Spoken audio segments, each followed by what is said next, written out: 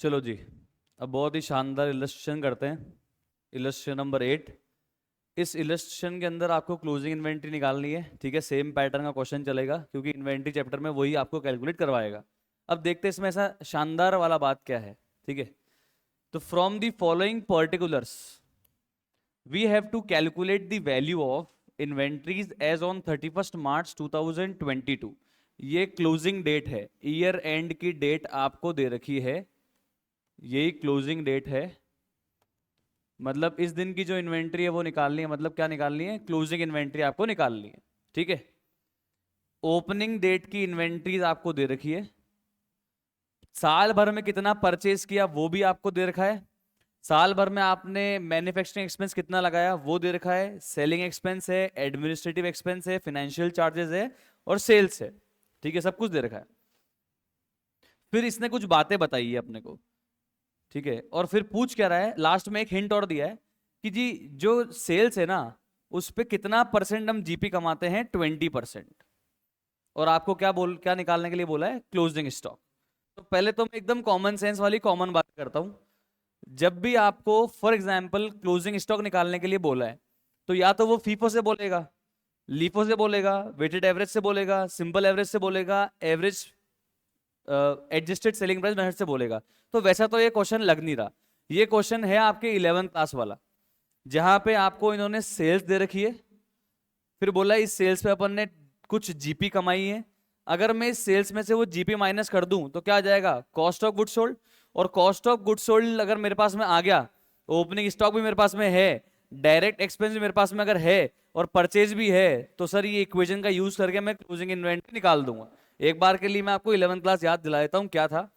Sir net sales अगर आपको दी हुई होती है और जो भी ग्रॉस प्रॉफिट आपने सेल्स पे कमाया है अगर वो भी आपको दे रखा है, अगर आप नेट सेल्स में से ग्रॉस प्रॉफिट माइनस करोगे तो बताओ क्या आ जाएगा? Come on, cost of good sold. Cost of good sold का मुझे फॉर्मूला बताओ। Cost of good sold is equal to opening stock plus net purchases. बिल्कुल प्योर 11th क्लास का पढ़ा हुआ, प्लस डायरेक्ट एक्सपेंसेस जो मेरे गुड्स के कन्वर्जन पे लगते हैं, डायरेक्टली एट्रीब्यूटेबल होते हैं, उनको हम डायरेक्ट एक्सपेंस बोलते हैं, ये मैंने आपको बेसिक में भी बताया था। और माइनस क्लोजिंग स्टॉक, ये होता है common formula.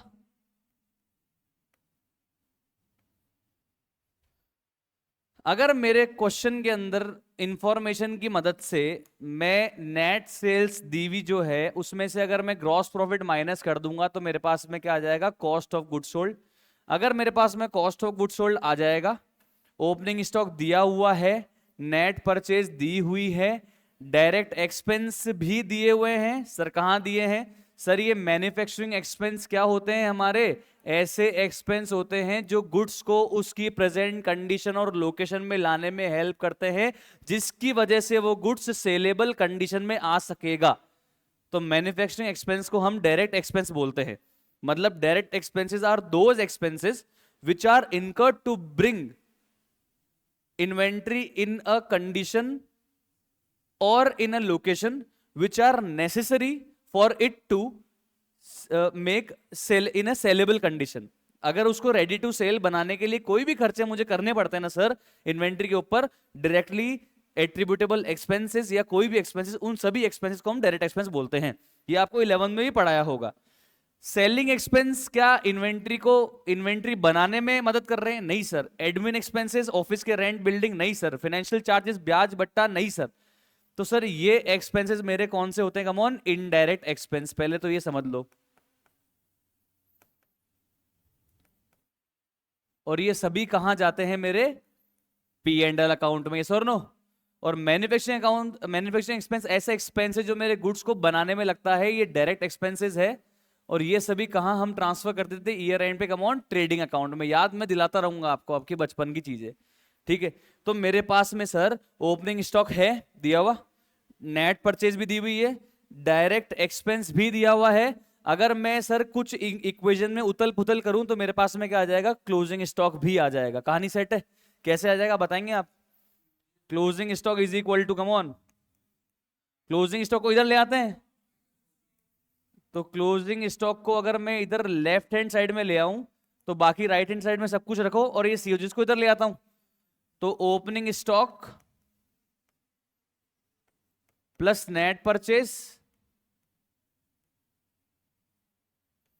Plus direct expense और क्या आ जाएगा, come on, minus cost of goods sold. अरे टोटल गुड्स में से cost of goods sold minus करोगे तभी तो कॉस्ट ऑफ अनसोल्ड गुड्स यानी कि क्लोजिंग इन्वेंट्री आएगा।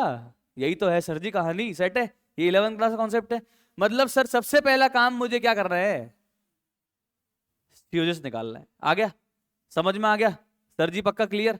अब पढ़ते हैं इस क्वेश्चन में वो शानदार पॉइंट क्या है, नयापन क्या है, समझना sir please. At the time of valuing inventory as on 31 March 2021, यानी कि पिछले साल, इस साल की कौन सी डेट से, 1 अप्रैल 21 से लेकर 31 मार्च 22, ये तो इस साल करंट ईयर हो गया ना। 31 मार्च फिर कौन सा हो गया, 21 लास्ट ईयर हो गया, लास्ट ईयर की क्लोजिंग डेट। समझना प्लीज, नंबर लाइन देखना सर प्लीज, समझना ध्यान से, एकदम मजा आ जाएगा आपको, एकदम तार तार खुल जाएगा आपके दिमाग का।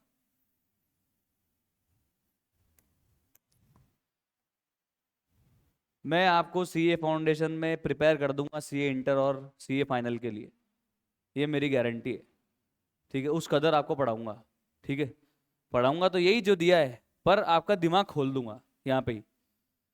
तो ये 1 अप्रैल 21 से लेकर 31 मार्च 22, ये मेरा प्रेजेंट अकाउंटिंग ईयर है, करंट अकाउंटिंग ईयर है।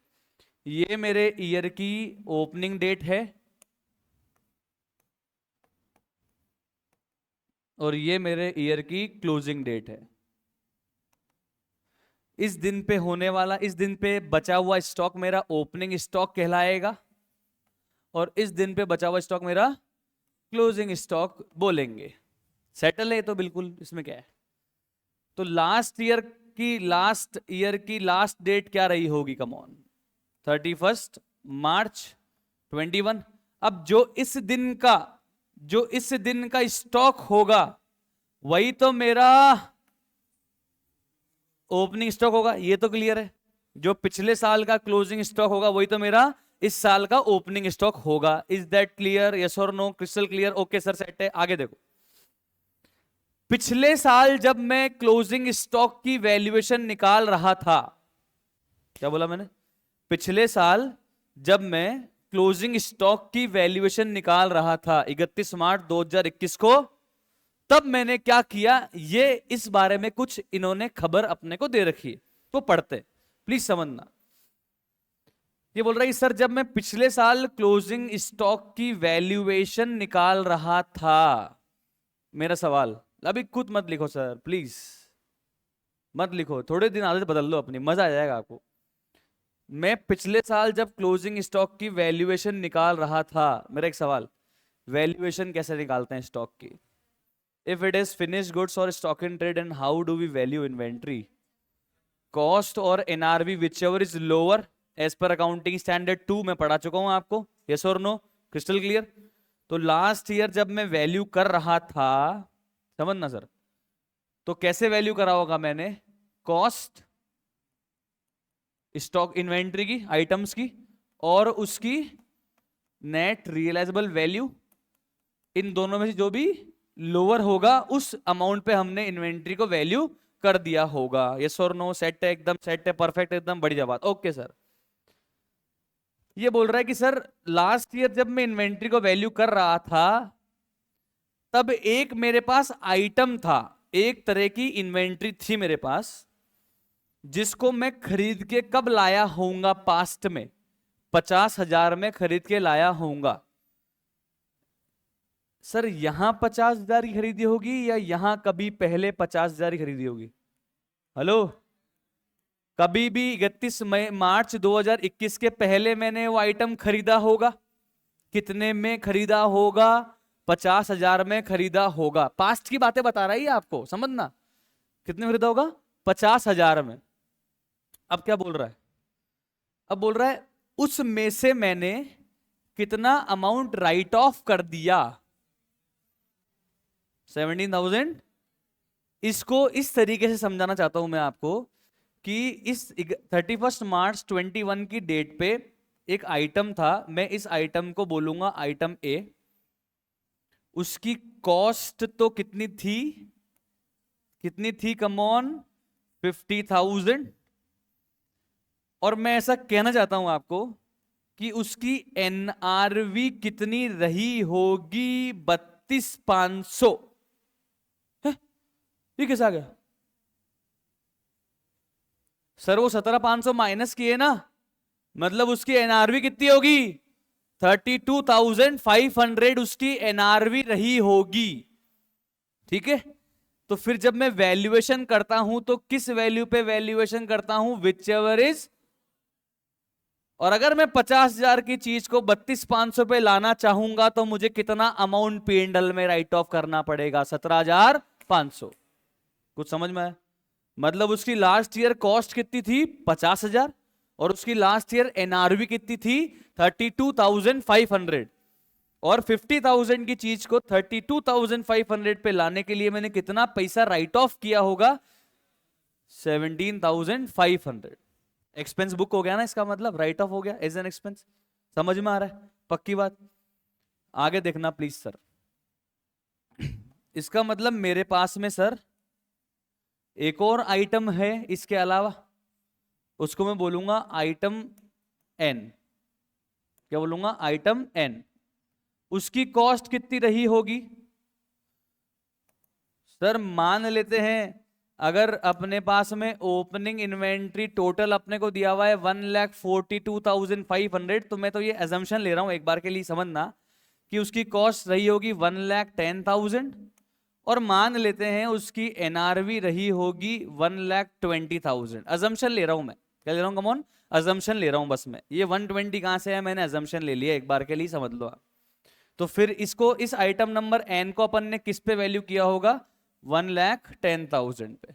और आइटम नंबर ए को किस पे वैल्यू किया होगा, 32,500 पे। Overall clear?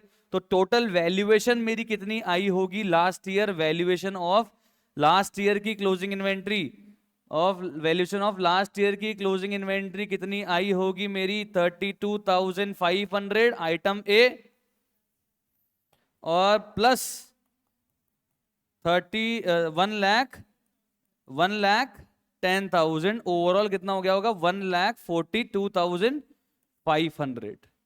ये क्लियर? अरे क्लियर सर। ये आपने ये कैसे लिया, ये समझा दो, बताऊंगा ना अभी। ये आया क्लियर, ये बताओ पहले, ये आया कि ये 142,500 कैसे आया? दो आइटम थे मेरे पास में, एक आइटम था ए, एक आइटम था बी, सॉरी एन। एक आइटम जो ए था उसकी कॉस्ट तो 50,000 थी पास्ट में, और उसकी एनआरवी कितनी थी, 32,500। तो मैंने वैल्यूएशन किस पे कर दिया, 32,500 पे, और 17,500 राइट ऑफ कर दिए। खत्म, कहानी सेट है, एकदम क्लियर। एक आइटम होगा मेरे पास बी, उसकी कॉस्ट है 1,10,000 और उसकी एनआरवी है 1,20,000। इसको हमने किस पे वैल्यू कर दिया, 1,10,000 पे। तो दोनों की कुल मिला के वैल्यूएशन कितनी आ गई, 1,42,500।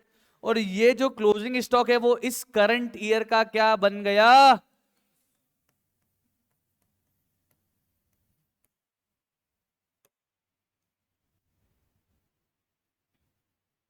ये आया। अब सर ये आपने 1,10,000 कैसे निकाला? अरे कॉमन सेंस लगाई दोस्त। जब ओपनिंग स्टॉक की 142,500 वैल्यू है और उसमें से अगर 32,500 मेरा आइटम नंबर ए है, तो मेरा बचा हुआ आइटम कितने का हुआ, 1,10,000 का। सर एनआरवी कैसे ले ली, मन से ले ली समझाने के लिए। आप कुछ भी ले लो, एक 20 नहीं, इसको 2 लाख ले लो, एक 25 ले लो, एक 30 ले लो, मैं तो कुछ भी कह रहा हूं, अमाउंट ले रहा हूं कि मान लो उसकी अमाउंट कॉस्ट से ज्यादा होगी तो अपन ने उसको कॉस्ट पे वैल्यू कर दिया होगा। क्लियर, कहानी सेटल है, पक्की बात, सेटल एकदम। दो आइटम है मेरे पास, item number A, item number N.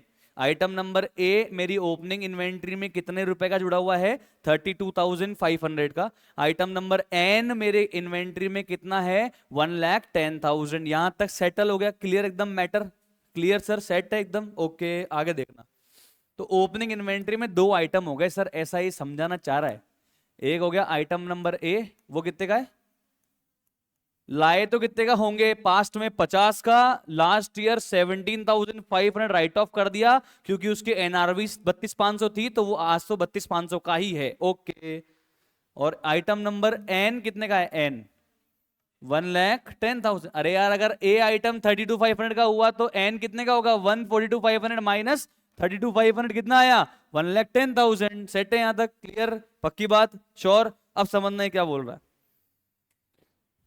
ये बोल रहा है कि वो जो आइटम था ना जिसकी मैं बातें बता रहा हूं आपको, 50 का था, 17,500 रेट ऑफ कर दिया, 32,500 का बचा है, उसको मैंने अब करंट ईयर में, अब करंट ईयर में क्या किया, उस आइटम को मैंने सेल किया। सेल किया कितने में सेल किया, 45,000। कितने में सेल किया कौन, 45,000 में। मतलब आइटम ए की सेल वैल्यू कितनी दी हुई है, 45,000। कितनी दी हुई है, 45,000। टोटल सेल कितनी दे रखी है आपको, इसमें से आइटम ए की सेल्स कितनी है, तो बताओ दूसरे आइटम की, आइटम एन की सेल कितनी हुई, इसका मतलब 12,45,000 में से अगर आइटम ए की 45,000 की सेल है तो आइटम एन की कितनी हुई, 12 लाख। ये आ गया कि नहीं आ गया, ये बताओ, यस और नो बोलो, पक्की बात, कोई टेंशन नहीं, समझ में आ रहा है हर चीज, ओके सर। अब आगे बढ़ते हैं। अच्छा एक बात समझना, क्लोजिंग स्टॉक निकालने के लिए बोला है, यस सर। आइटम ए का ओपनिंग स्टॉक था, आइटम ए को सेल कर दिया, तो क्या आइटम ए का क्लोजिंग स्टॉक बचा या नहीं बचा, कॉमन सेंस, बचा या नहीं बचा, बचा ही नहीं हो तो बेच दिया। मतलब किस आइटम का क्लोजिंग स्टॉक बचा, आइटम एन का, जो भी आइटम एन होंगे मेरे पास उसी का मेरे पास में क्लोजिंग स्टॉक बचा है। क्लियर कहानी, सेटल एकदम यहां तक, पक्की बात। अब समझना, अब है ना, अब मैं क्लोजिंग स्टॉक बनाने के लिए एक बार ट्रेडिंग का फॉर्मेट बना रहा हूं। क्या बना रहा हूं, ट्रेडिंग अकाउंट का फॉर्मेट बना रहा हूं। क्लोजिंग स्टॉक वहां से भी तो निकाल सकते हैं, ट्रेडिंग के डेबिट साइड में से सेल्स माइनस कर दो, क्या आ जाएगी, क्लोजिंग स्टॉक आ जाएगी। ओके, समझ निकलिए प्लीज सर, फिर मैं पूरा कनेक्ट कर दूंगा आपको।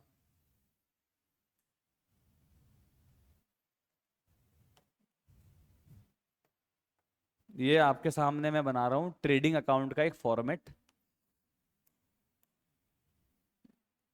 Trading account for the year ended on 31st मार्च 22। सबसे पहले ओपनिंग स्टॉक लिखवाओ भाई बच्चों, कितना है opening stock, come on, 2 opening stock 1,42,500। इसमें दो आइटम है, कौन कौन से, आइटम ए कितने का, 32,500, और आइटम बी कितने का, सॉरी आइटम एन कितने का, आइटम एन कितने का, 1,10,000 का। कोई टेंशन, नो टेंशन, आगे चलते। परचेज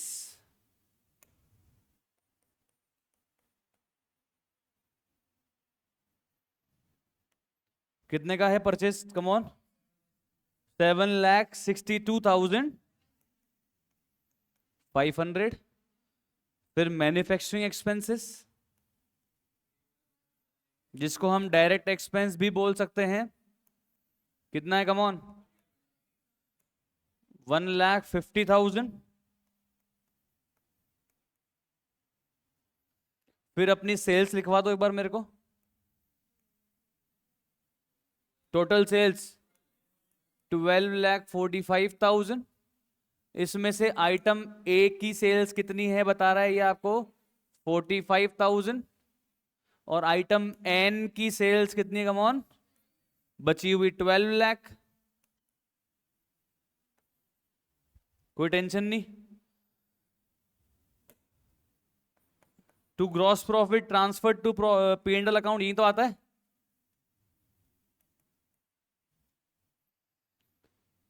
चलो बताओ आइटम ए का कितना ग्रॉस प्रॉफिट आपको लग रहा है, आइटम ए मेरी बुक्स में कितने रुपए का था? Come on, 32,500।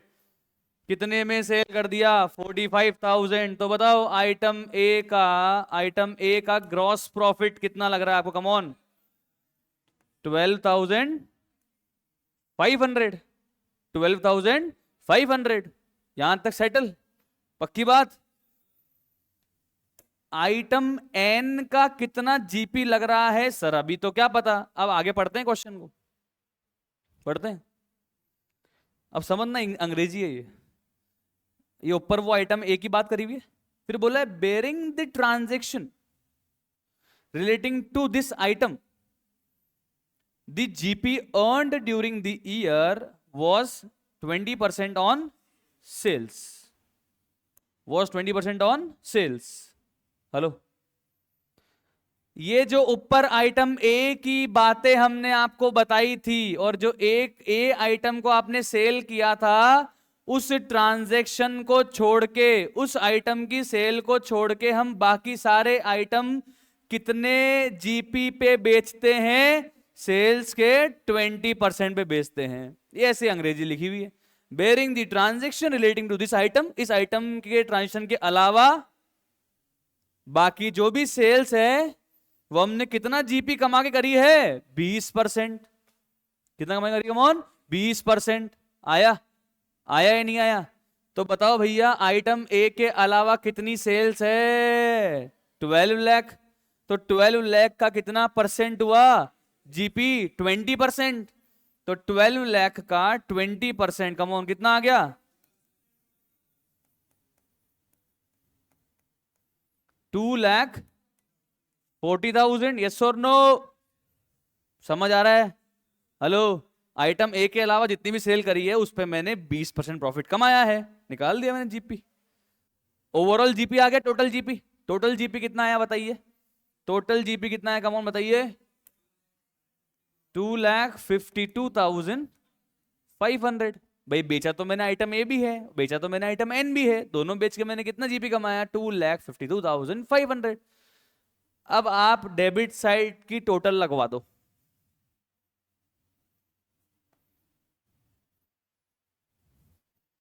कैलकुलेटर की आवाज नहीं आ रही यार? आवाज आती है, मतलब ये तो म्यूजिक होता है। Come on. हाँ, 1 लाख क्या? 13,07,500। इसमें से 12,45,000 माइनस करके बताओ।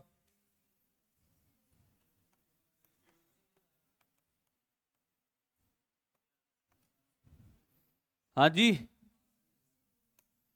कितना आ रहा है? 62,500। क्या है ये? क्या है? कम ऑन, ये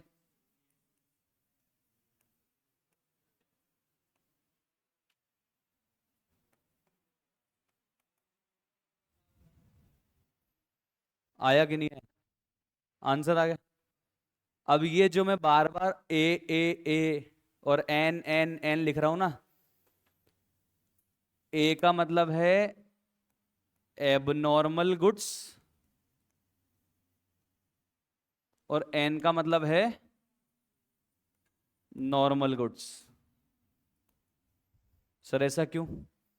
अरे ऐसे आइटम जिसपे नॉर्मल जीपी परसेंटेज मेंटेन करके बेचते हैं उसको नॉर्मल गुड्स कहते हैं, और ऐसे आइटम जिसको नफे नुकसान पे बेचते हैं जिसके ऊपर जीपी की रेट ही अलग है उसे हम एबनॉर्मल गुड्स बोलते हैं। एक बात बताओ, जो आइटम मैंने यहाँ 45,000 में सेल किया उसको मैं लाया कितने में था ओरिजिनली? 45 में, सॉरी 50 में।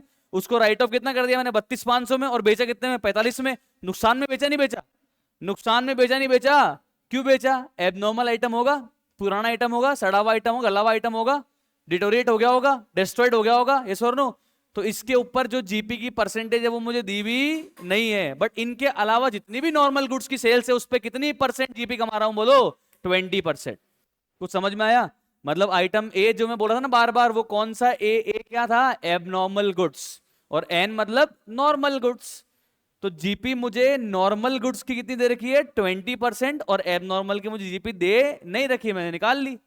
समझ में आया कि नहीं आया? अच्छा सुनो मेरी बात, जो मैं सामान बाजार से खरीद के लेकर आऊंगा वो मैं एबनॉर्मल लाऊंगा या नॉर्मल लाऊंगा? एबनॉर्मल चीज लेकर आऊंगा या नॉर्मल चीज लेकर आऊंगा? तो ये भी मुझे नॉर्मल गुड्स की परचेज दी हुई थी। जो माल बनाऊंगा वो भी मैं कौन सा बनाऊंगा? Normal goods. तो ये मैन्युफैक्चरिंग भी नॉर्मल गुड्स की दी हुई थी। नॉर्मल गुड्स की सेल कितनी दी हुई थी? 12 लाख। नॉर्मल गुड्स का जीपी कितना दिया हुआ था? 2,40,000। और अब जो इन्वेंट्री बचेगी वो भी कौन सी बचेगी? नॉर्मल की। क्यों? क्योंकि एबनॉर्मल तो मैं साल भर में बेच चुका हूं। तो ये क्लोजिंग स्टॉक भी किसकी बचेगा? नॉर्मल गुड्स का बचेगा। अब बताओ क्लियर हुआ क्या? क्लियर हुआ क्या? पक्की बात? एकदम क्लियर चीजें। सर इसको हम वो इक्वेशन फॉर्म में नहीं कर सकते थे? कर सकते थे। आप कैसे? नॉर्मल गुड्स की सेल्स में से आप नॉर्मल गुड्स का जीपी हटा दो, क्या आ जाएगा? नॉर्मल गुड्स का कॉस्ट ऑफ गुड्स सोल्ड। फिर कॉस्ट ऑफ गुड्स सोल्ड के अंदर क्या करो? Normal opening stock, normal purchase, normal manufacturing expense को यूज करके क्या निकाल लोगे आप? नॉर्मल गुड्स का क्लोजिंग स्टॉक। मैंने ये ट्रेडिंग अकाउंट बनवा के निकलवा दिया, आप चाहो तो आप इक्वेशन बना के निकाल लो। कई बच्चों ने इक्वेशन बना के निकाला होगा अभी रफ में। समझ में आ गया? सबसे बेहतरीन तरीका है क्या? बना लो ट्रेडिंग अकाउंट, ऑटोमेटिक सारी चीजें क्लियर हो जाती है। I hope it is clear to you now. Clear? Confirm? पक्की बात? श्योर है? एबनॉर्मल गुड्स की सेल पे जो जीपी आया वो लिख दिया यहाँ पे, नॉर्मल की सेल पे जो जीपी आया वो लिख दिया यहाँ पे। ठीक है, टोटल ओपनिंग स्टॉक सब कुछ ले लिया, डिफरेंस क्या आ गया? Closing stock. और ये क्लोजिंग स्टॉक नॉर्मल गुड्स का है या एबनॉर्मल का? नॉर्मल का ही है, क्योंकि एबनॉर्मल जो आइटम था वो तो मैंने साल के बीच में बेच दिया। क्लियर? समझ में आ गया? तो ये था आपका इलस्ट्रेशन नंबर 8। इसको आप कॉपी में लिख लीजिए। Come on.